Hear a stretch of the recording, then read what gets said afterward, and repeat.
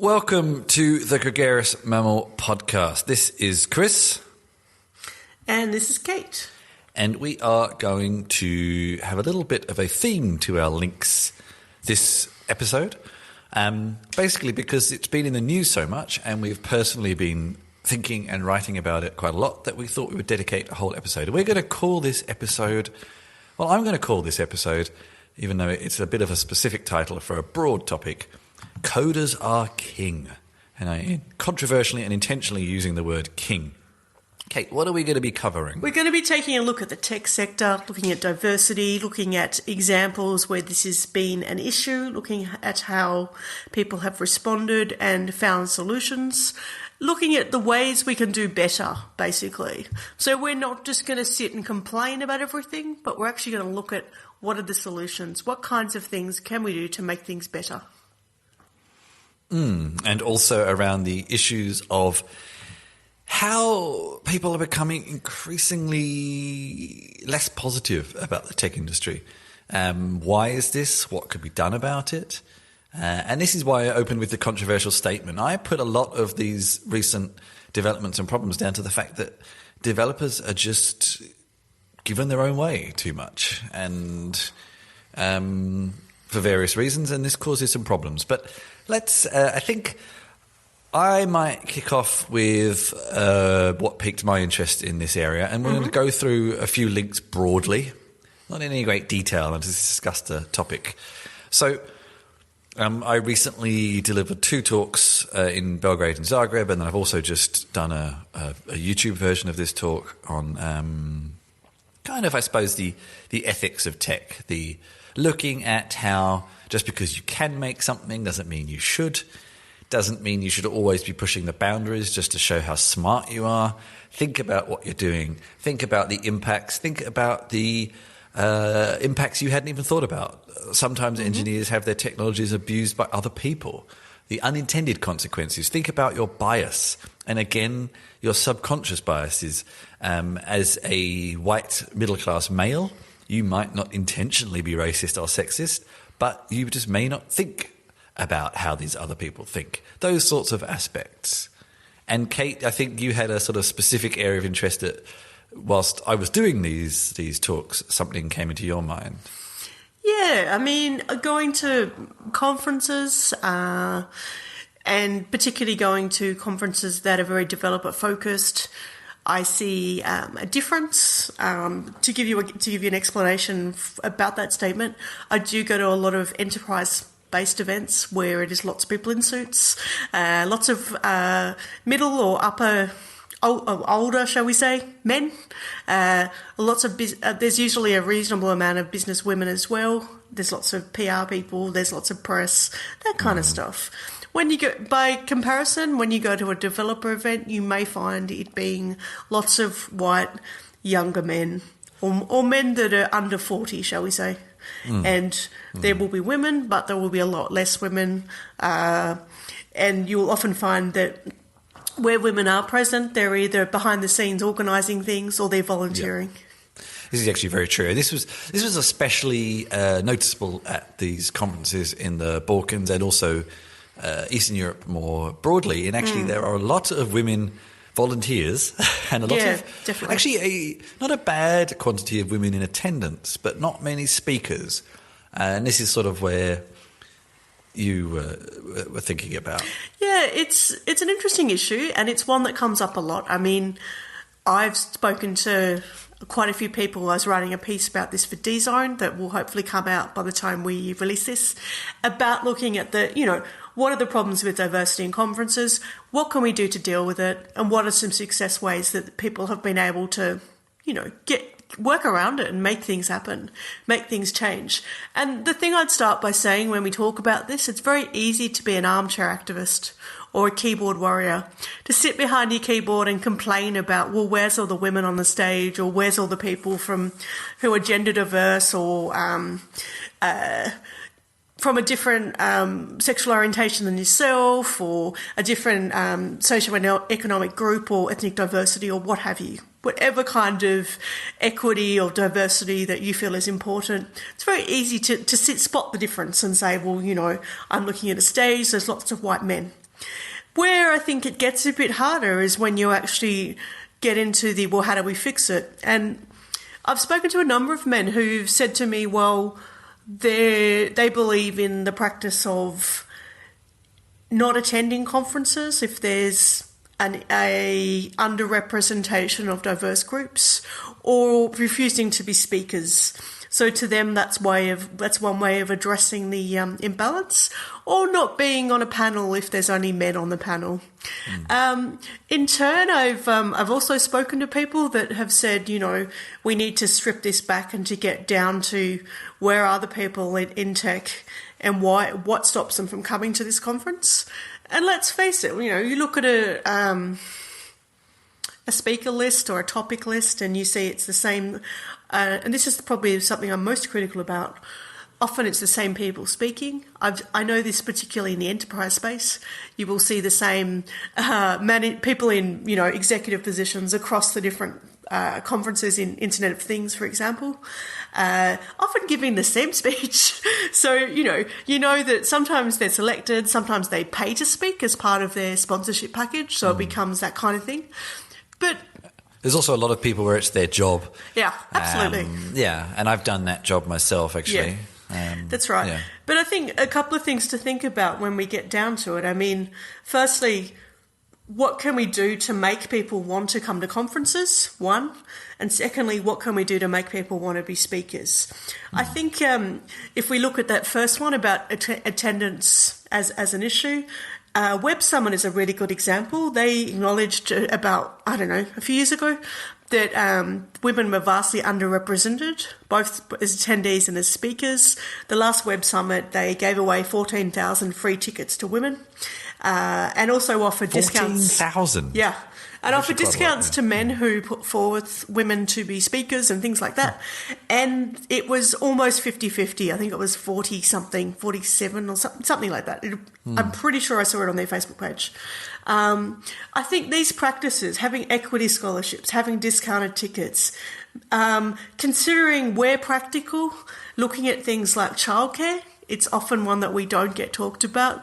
And the reality in tech is people are getting older, people are having families, and I say both parents in that scenario. It shouldn't be just the woman's responsibility. Thinking about access requirements in regards to disabilities, beanbags might be great, but if you've got people coming to the conference who are going to have trouble getting up and down, if they're a bit older and they've got mobility issues or anything that you may or may not know about, it might be a pain. One example I saw recently was a conference that had a games room, which was really, really loud. It was shuttleboard and there was pinball. What were the other ones, Chris? Air hockey. Air hockey. I had to suddenly think about what conference we were talking about. But it was super, super loud, super, super bright, busy. And I would imagine for some people with sensory kind of issues, to walk in and out of that room every time you wanted to go to the bathroom would be just like, whoa. So it's thinking about some of those things to start with. But then I think if we get into the side of it of, okay, we want to change who's speaking. Firstly, I've mentioned the issue of challenging having the same old people all the time. Secondly, think about where are the people that you want to reach.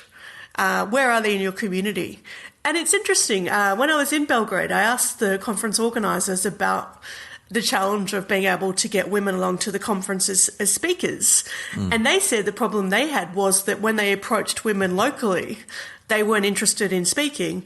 People were most interested from America, or, a bit further away, if you like. I'd just like to very quickly challenge what you said about not interested. I'd actually probably replace that by saying they didn't feel confident enough. This was the next thing I was going to say. Okay, sorry. Yeah. Sorry, I've mansplained you. Sorry. You have. So, look, to put it simply, their issue was that the women that were interested, they just, as a community-run conference, which was, largely relying on donations, they weren't paying speakers or anything like that. They just couldn't. They didn't have the means to pay for people to fly over and so on. But one thing, that I think does get underlooked is look at your local community. Offer mentorship, offer to give people assistance with calls for proposals. There's a really great day coming up. I'll just get the date. Where is it? Oh my! I wrote about it, but I can't see the date. February 3rd next year, which is a Saturday. There's a call for proposals day. Internationally, where people in different cities are encouraging people from diverse backgrounds to come along to an event and get some help with preparing a conference abstract or something like that. I think that's a really nice way to do it. And of course, that can be done very organically through meetup groups, even encouraging people to get their start in public speaking at some of those smaller events like your meetups or your shorter pitching or what have you. Even just, thinking about changing some of the ways that we do speaking at conferences, the auditorium experience where you've got a big room full of people and a stage and, you've got the microphone and all that sort of stuff can be really intimidating to a lot of people and a turn off if that's not your kind of what you work with or what you write about or what have you. There may be a better way to do it. Maybe it's offering workshops. Maybe it's doing more hands-on practical things where people are observing rather than just having to listen to someone. Maybe it's doing a walking presentation where people can walk with you or, finding a different way to do it. And, I would encourage people as well to contact conferences with these suggestions. Like I said at the start, it's very easy to sit and complain. But ultimately, conference organisers can only work with what they get. So you need people to be coming forward. You need, if you're a man in power and you've done lots of talking, offer to help people. Put forward names of people you think could be good speakers. Like, be part of the solution, not just kind of, part of the problem, if you can put it that way. And I guess the reason that we bring this up and where we're going to transition to now is this...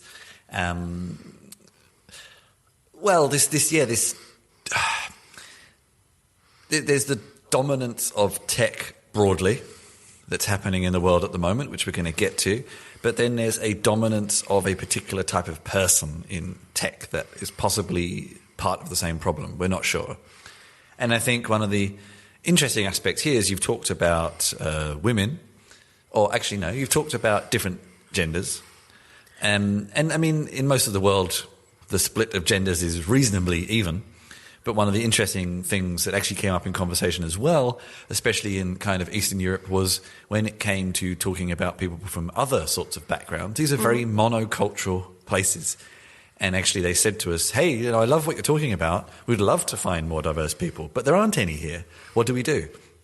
And this was actually a very interesting perspective I hadn't thought about. It's a really good point. I mean, I don't know how many people from, say Japan, for sake of argument, would go to Belgrade on either to do some kind of student exchange or as an expat, and happen to work in tech and happen to want to come along to this particular conference. So let's jump into a few of these articles and we'll just sort of touch on them loosely and discuss around them a bit. So the first one that I came across, and it's been really in the news the past sort of month, and we'll get into the more specific recent news in a minute. But so one of the first that came up in kind of this field for me was actually, now nearly a month ago in The Guardian. Our minds can be hijacked. The tech insiders who fear a smartphone dystopia. And I guess so this feeds a little bit into some elements of my presentation around that a lot of engineers are, for their negatives, and some of those negatives about lack of diversity, and et cetera, and subconscious biases, and et cetera, a lot of them are fairly naive about how their inventions can be used. And I've also brought up the example of something like Frankenstein's monster. It's fiction, obviously, but... I've got to question you there. I mean, do you think they're naive? I mean, if you're given some. And the article Chris is referring to mentions, for example, social media, where the aim was that people would become, addicted, if we can call it that, or to rely on the reinforcement, the positive reinforcement that you get from likes or comments or what have you on posts.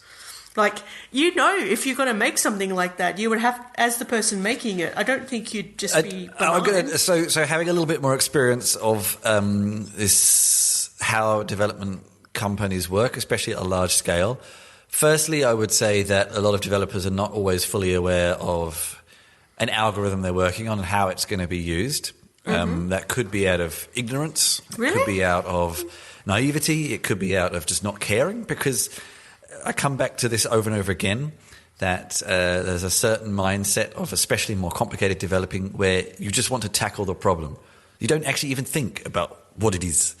Like, I'm working on an algorithm to increase the efficiency of targeting mechanisms. Well, you might go on an abstract there and think, well, that's about weapons. But who says? You don't think about it. A mapping technology could be used by the army. It could be used by Médecins Sans Frontières. Who knows? I think there's a certain naivety to it. There's a certain showing off to it. I mean, to be honest with you, we could go on and on with reeling off links for this show. There was even one I read this morning about Sean Parker, one of the initial founders of Facebook. Oh, yeah. And he claims that both him and Mark Zuckerberg and one of the other founders were well aware of all this, whereas I have never been really that sure about that. I really don't know. It's really hard to say. But have a read of this link anyway, people. It's a little old now. But just, I suppose, that when we talk about these kind of inventors who regret their inventions, we tend to talk about historical ones, and this is very recent, of course. So already, people are starting to regret their inventions and seeing the power that it has. And you know what? I actually read a piece this morning about I think it was 3 women who went along to a technology detox weekend where you could not use your phone or what have you. You put it in this little box, and they'd given you all these other activities you could do that you could choose from, fishing and marshmallow toasting and all this sort of stuff. Sounded like a really lovely kind of out of the way kind of place. And out of the 3 women, 2 of them couldn't last a day without getting onto their phones. Well, okay. I think this is whole. I think we've talked about this before. I don't think we've actually. I don't think we've completely included that sort of area in this show. I guess I'm thinking of the side of, like, when we're talking about people being. Getting their value or their esteem or what have you from things like social media, it kind of comes into it. Actually, okay, here is a good segue. We're sort of jumping around a bit here, but so this is an article from the Bold Italic. It's a Medium post. The writer is from scripted.com. I'm not 100% sure what that is exactly, but the article popped up. It's a little bit, I don't know, I sometimes find these kind of posts sometimes a little irritating to read because they're contriving a situation to emphasize a point. But the point is reasonable even if it's exaggerated. And basically the article is a sort of summary of a day, and it really makes me think of The Circle by David Eggers, very much so, and also Black Mirror and all these sorts of shows we've talked about before. But it basically says, you woke up, your smartphone is 3 inches away from you, you check it, you go to yoga, you can't focus on yoga because you need to email someone, you order your coffee, and whilst in line, you're frustrated because it's taking so long. You go to have a meeting, but all you ever do is communicate with other people who aren't in that meeting, and et cetera, et cetera, et cetera, et cetera, about multitasking, about not being in the moment, about not focusing, about being addicted to making sure that ratings and things like that are all kept up. And yeah, it's contrived, but... It's contrived, Yeah. but to some people it is very much their experience. So it's easy to kind of wave your hands and you go, "Oh, these millennials," and I would question if it's just millennials. I think all of us have a little bit of those problems, and some greater than others. Well, I actually think our generation is worse than the millennials, to be honest with you. Quite possibly. Yeah. So, yeah, that was also an interesting article that I guess feeds into some of the first point. This did the engineers and the product people behind creating these sorts of so life-engrossing products, did they intentionally make them like this, or did they naively not ever think this would happen? I suppose this is one of the aspects that is most interesting here. And I, being optimistic, despite how I may sound, I think it's the latter. I don't think people thought it would be like this. I think when people say, I'm going to make a messaging system so people can be in touch with you all the time, I actually genuinely, semi-genuinely, naively think that the people behind this didn't necessarily think that would be the consequence. And I guess you have to think as well that, like, if we're going to look at Facebook as just one of the examples, there's many examples. I mean, when you had Facebook, there wasn't all that much of the newcomers at that time. Like, you didn't have YouTube, for example. I actually came across an article this week about young kids and their engagement with YouTube. And it was basically called "On YouTube Kids, Startling Videos Slip Past Filters." Actually, and we listened to this on the news this morning as well. And I think this is an interesting aspect, again, of... so in this case, it wasn't necessarily the developers of YouTube for Kids that wanted to make a backdoor, but it's that people find a way through these backdoors. And the problem of giving everything to an algorithm, coming into this kind of biasing aspect, is that there is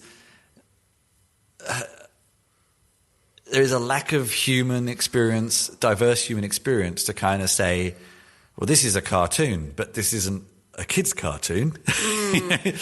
And in some respects with this especially, how remarkably easy it was to get around this stuff.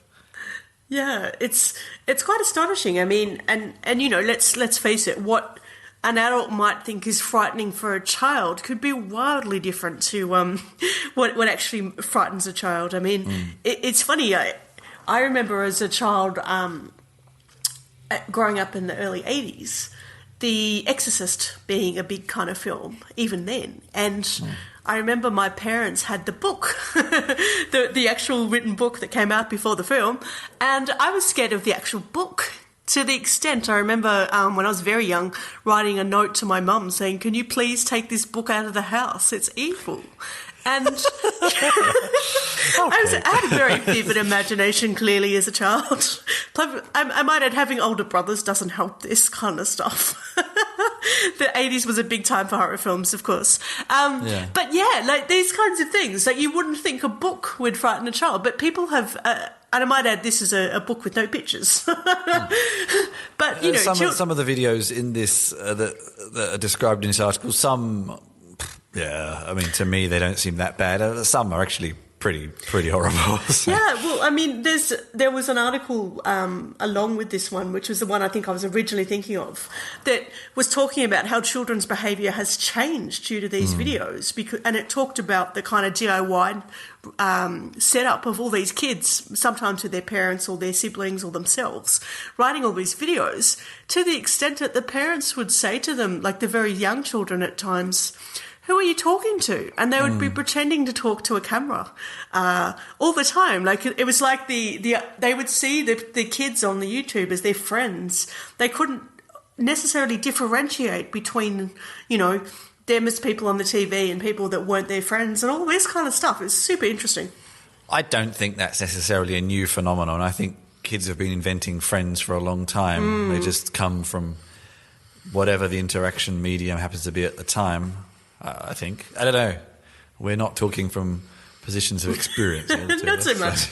But if people out there have kids, you're more than welcome to set us straight if we're completely off target. I guess in terms of unintended consequences, you have this kind of unintended Yeah. I think it's a perfect example. Unintended consequence. I think one of the bits of advice that I gave in my presentation was when you create something, think about what's the worst that could happen.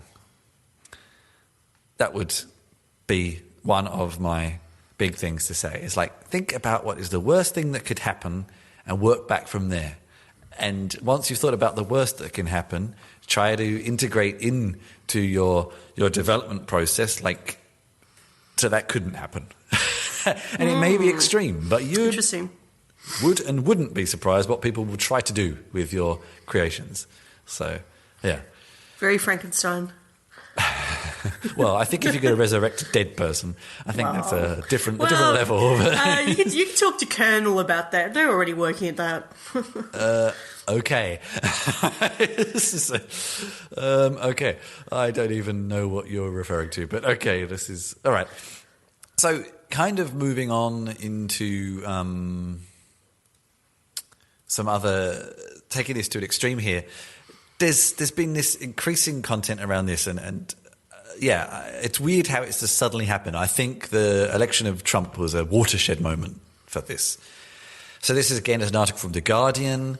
Ashamed to work in Silicon Valley, how techies became the new bankers. And then an article in TechCrunch about, slightly connected, at the end of the startup era, just these aspects of how, I suppose, for various reasons, technology has stopped being the punks and started being either the establishment that you want to counter or just... establishment and just vanishing into the background more, and I think also all the revelations around tax dodging and things like that haven't helped. What are your thoughts, Kate? I mean, would you feel ashamed now to tell someone what you do as a job? Well, not me, as a lowly tech journalist who's a freelancer. But no. Not so much. Think about this. Think about this from perspective. In fact, you could say even more so. You are responsible for propagating the popularity of these companies. Yeah, I can choose what I write, though. As a freelancer, I have a lot of control. I can propose topics. I can, respond to the, numerous pitches I get every day and choose what I choose to write about. The thing I find most interesting about the whole kind of, it's like you said, there was Trump. You've got people questioning even before that with the credit crunch and the whole banking scenario in the US when that all went to hell, questioning the power of people making decisions in banks and giving money and all that sort of stuff. Then you've got, of course, more recently, you've got the Me Too kind of situation where all these women, it's like a waterfall of stories coming out of people that have been harassed or abused in the workplace by people in power. And the bigger issue in all of it, when you get down to it, is not just that there's these, power figures that are doing wrong. It's all the people that know about it or knew about it, but don't do anything. Okay, this is a very valid topic, but I'm not sure if it's completely connected to what we're talking about here. Obviously there have been cases of harassment, but we're talking about Weinstein and the Me Too campaign. None of those were connected to the tech industry. Well, there's been I disagree with you there. Not those ones in particular, anyway. Well, no, but there's been a number of cases recently where people have named and shamed VCs. They've named and shamed celebrities in tech. There's been quite a number. Sorry, but is that anything in particular to do with? So, actually, could I maybe second guess what you're going to say? And is it something more like people in positions of power will inadvertently or advertently abuse that? And it just so happened that still is politics, it was media, now it's tech. And these people now have such positions of power, they don't always look down enough to understand that their behaviour is not appropriate. Is that maybe? No, No, I'm not sure I'd agree with that. I mean, I know what you're trying to say. I mean, if you said to most people, what are the top companies in the world at the moment, you'd probably find the top 5 are tech companies, when maybe 10 years ago they were banks. I think I mean in terms of like, why now? Why now? Why not? Yeah. I don't know. But because they're in bigger positions of power than they used to be. I don't know. That's kind of my reasoning. Yeah, I'm not entirely sure what you mean. Well, you know, people, when you become in a position of power, you start to lose track of reality a little bit more. And, you know, in the past, this might have been Hollywood because Hollywood was more powerful. Now, if we even think of the most influential kind of TV and film from recent years, a lot of it has come from tech companies, to be blunt. True. So even, you know, tech has even replaced that vestige of power. So now tech is the new media, is the new, all these previous companies that were the banks. Yeah, you know, banks were the ones who were brought down 10 years ago. Now it's tech's turn.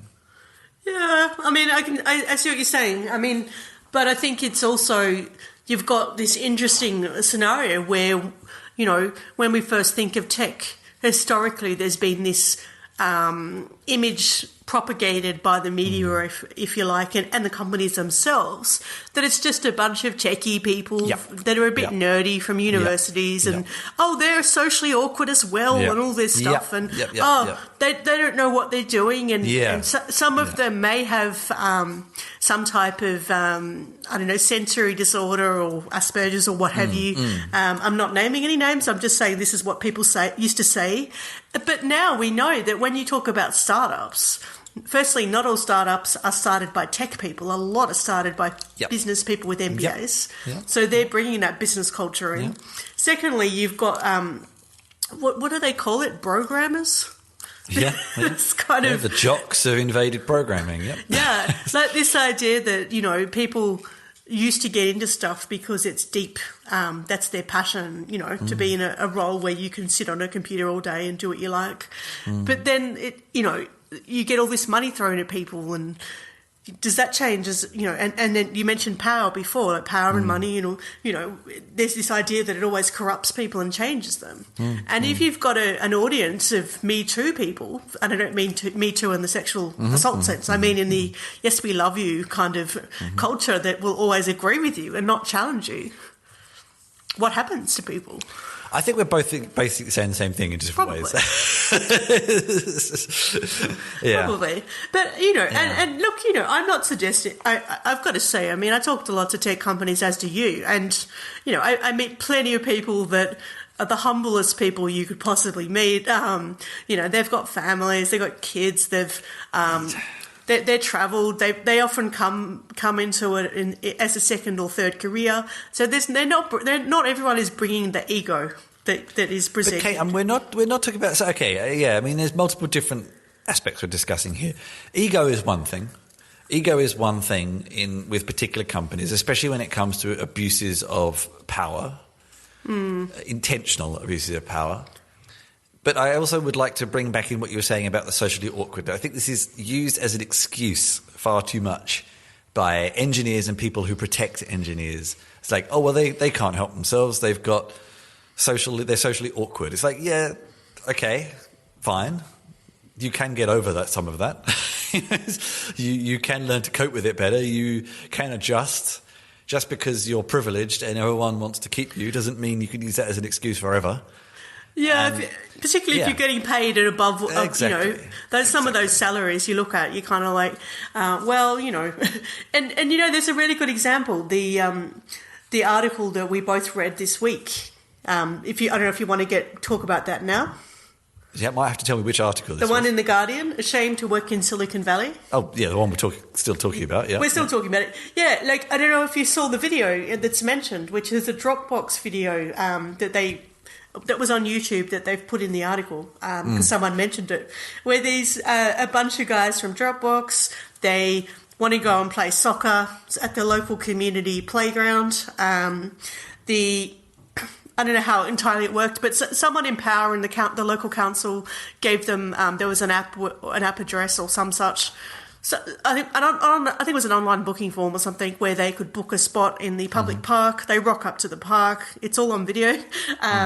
They say, "Oh, we've got this booking," and everyone else in the park is from an ethnically diverse culture, unlike themselves. They're all these white dudes. And they're saying, well, we've turned up to this park, and these guys are like, well, we always play here this time every week. What booking service? You didn't tell us. We've never heard of it, rah, rah. And, you've got this group of people where they're both kind of arguing with each other, and they say, and the I guess the locals, if you like, hit back at the Dropbox guys, and they say, well, look, this is our community. You've just come into it. Like, how long have you been here? And they're like, well, we've been here over a year. They're like, well, we've been here for 20 years. You've taken people's jobs. You've taken people's housing. People are struggling. This is our park. And it comes to this kind of thing and someone just says, look, why can't we just play together? Look, we'll break up into teams and get the game going. Let's just sort it out. And then they're like, no, we can't do that.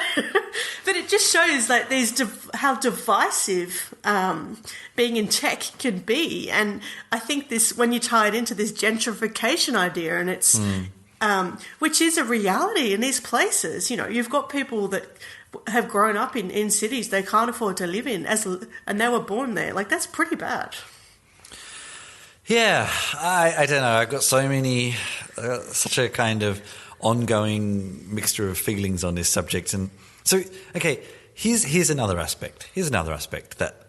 So we are two of many voices who have been discussing this recently. That's true. But I don't feel like... and this isn't just to do with this kind of aspect of things, about thinking about what you do, about stepping down out of your ivory tower bubble of privilege. And actually, now you reminded me, I wrote this article over a year ago about tech privilege, didn't I? I mean, so I've been thinking about this for some time. Yes, you should provide a link to that, because it's a good maybe read. I should. It's come up time and time again. Yeah. But this aspect of, like, so what? I struggle sometimes to encourage developers to even, like, learn a new language, a programming language, or learn a new aspect of something, let alone encouraging people to change the way they think about stuff like this, especially when you're in a safe little isolated bubble. Why bother? And actually, I mean, I posted this on Facebook, ironically, a couple of days ago, and I was sort of lamenting these efforts that we've both gone through and others to sort of make people think, and just deaf ears, basically. And as someone rightly said, it's like, well, Chris, this isn't unique to developers. No, not at all. It's just because it's the field we move in. I don't know. I think as I know you know as well, because you've discussed it. But the privilege is massively. I find a lot of people in tech are very oblivious to it. Like, completely. It's not like, you've got people earning over $100,000 a year, going to jobs where they've got free lunch and free breakfast and, all the snacks they want, and free transport and this and that, and, there's a pool on the roof or what have you. And you just and as people who've both worked in education, we've worked in the community sector extensively, before we moved to Berlin, we see people working who don't get 1% of any of this kind of stuff, and sometimes I wish they'd kind of, like, I guess it's like it says in this article. I'll read this little section. It's someone's response. All this feeds into the perception that techies are, according to the former Facebooker, pod people who aren't part of the community. You wake up, get the shuttle bus, go to the bubble of campus and order food via an app. And when you get home, you're not a citizen, just a bizarre leech who makes money, he explained. And this fits right back into the article we were talking about before, the contrived one. It's basically a kind of over-exaggerated version of that, yeah. And I think that's it's like a self-fulfilling issue, in some respects. And look, I would say the products that keep people locked in these bubbles. Yeah, and that suit people like themselves. Can I put a controversial thought here. You go on. Because that's the way they like it, you know. They like living in an isolated bubble instead of having to interact with people who aren't like them. Maybe. Are you saying they're designing for themselves? Yes, this comes back to the bias. It comes back to the bias. If that's the way you think, then that's the way you will create.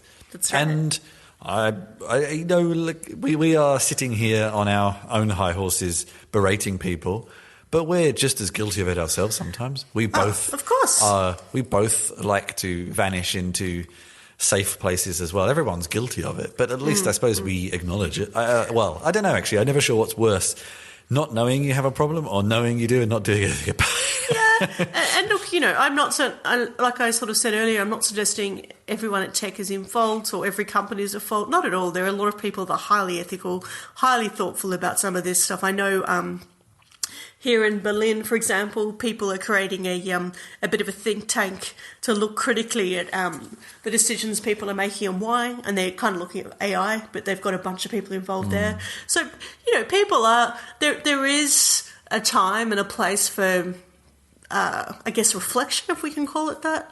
You know, not everyone has to go out there and be working on the food van. That's not always the best use of someone's talents. There could be other things people can be doing.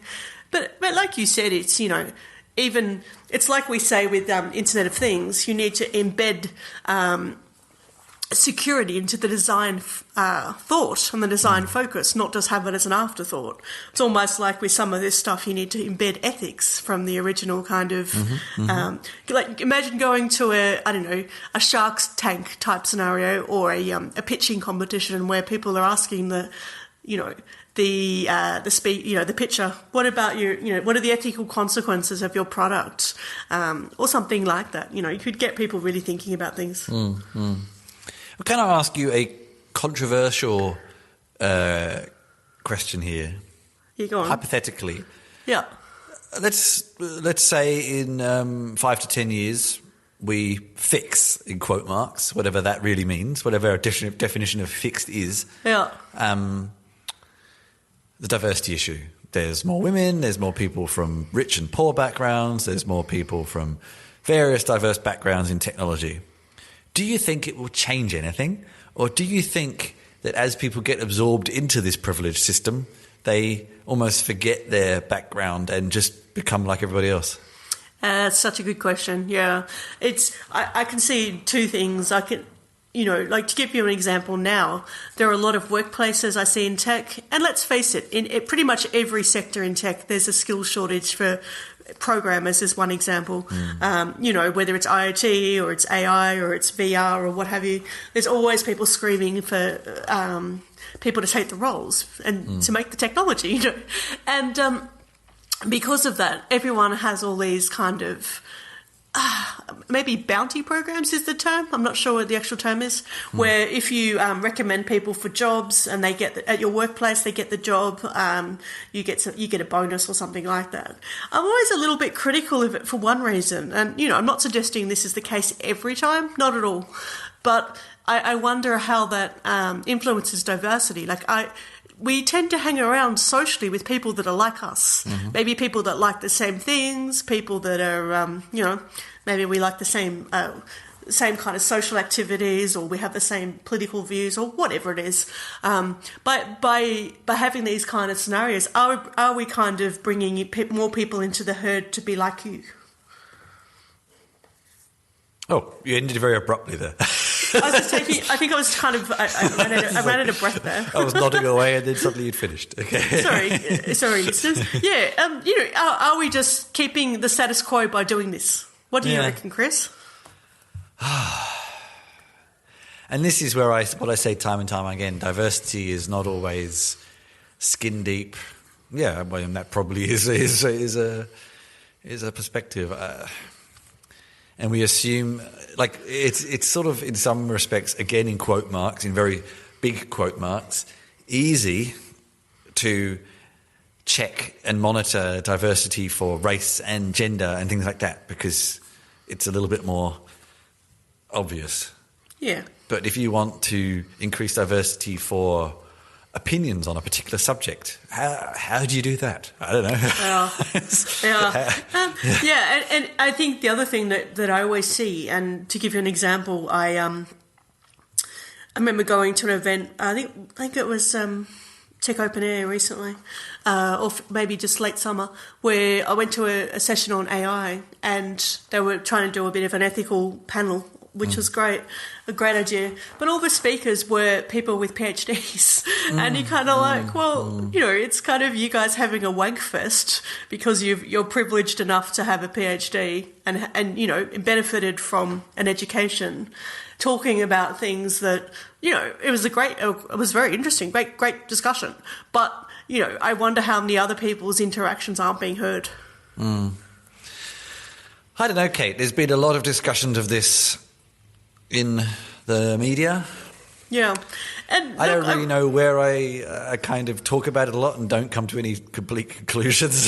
I think there's lots of solutions. I mean, like I mentioned with the, for example, the Call for Diversity Day, where they're helping people put forward their proposals for conferences. I think when it comes to workplaces as well, there is anything to do with like supporting people, mentoring. There are companies that do this really, really well, like the Linux Foundation, Buffer, for example. I'm sure there's many, many companies. Like people are aware of diversity as a challenge and making people feel welcome and supported in a workplace. We know from being involved in the Unicorns in Tech group here in Berlin, which is for people that are, queer, diverse, and their allies. We go along to some of the events. They have some really great examples of companies that make people feel supported. They have, whether it's through positive practices, it's mentoring, like I said before. It's having get-togethers for people so that they don't feel they're one in a crowd. Just different ways of really bringing this forth. And there are a lot of people working in this area. There are a lot of people trying to bring diversity out and to make an effort.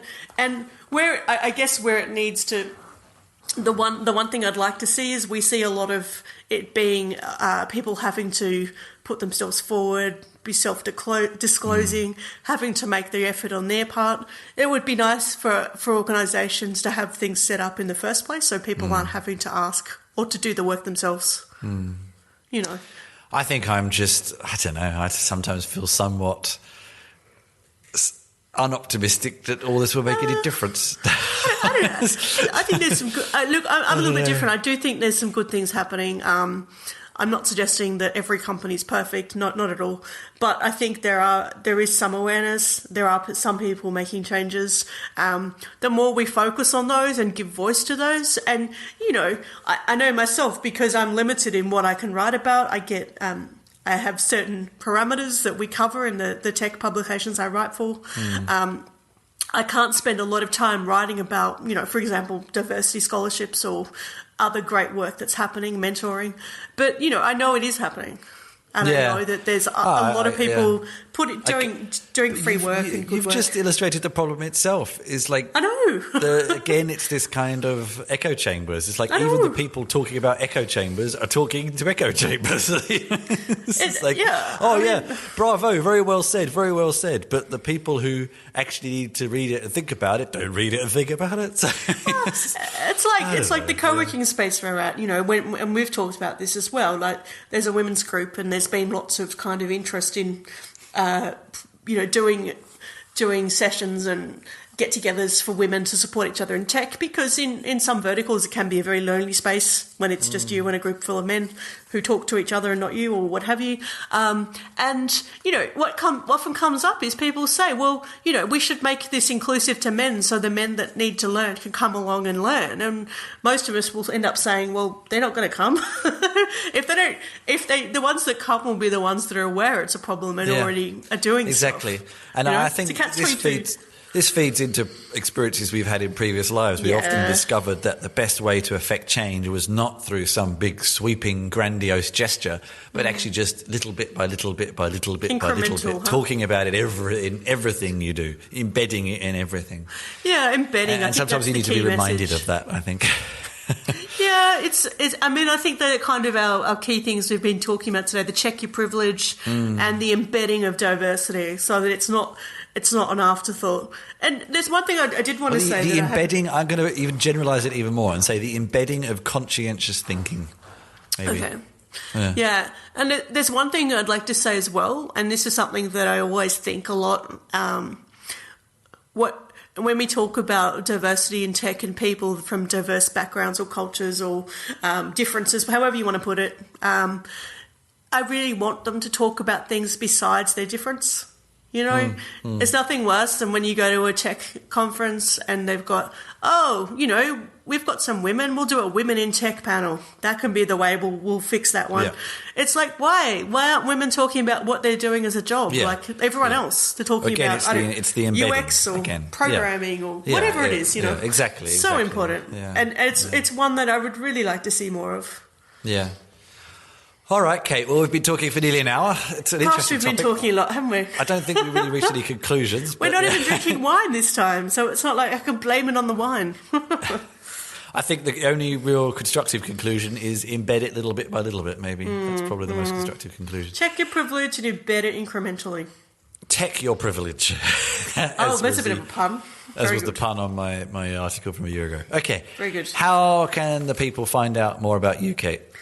They can go to katelawrence.com or they can go to Kate_Lawrence on Twitter. And how do they spell Kate Lawrence? Kate with a C, Lawrence with a W. Exactly. And I am chrischinchilla.com or at chrischinch on Twitter. And for previous shows and show notes, you can go to gregariousmammal.com/podcast. And if you've enjoyed the show, rate it on any of your pod-catching software that you use and support the show through donations or merchandise at gregariousmammal.com/podcast. And we will see you all. We won't see you. You will hear us all again soon. Yes, you will hear us very soon, and it'll be a little bit different next time because we won't be in our apartment in multiple rooms. Chris will be in Australia for a few weeks. I will indeed. I will be upside down and backwards. You will be talking from down under. And talking around the other way and all that. Oh, that's quirky. No, not like I've heard that joke before.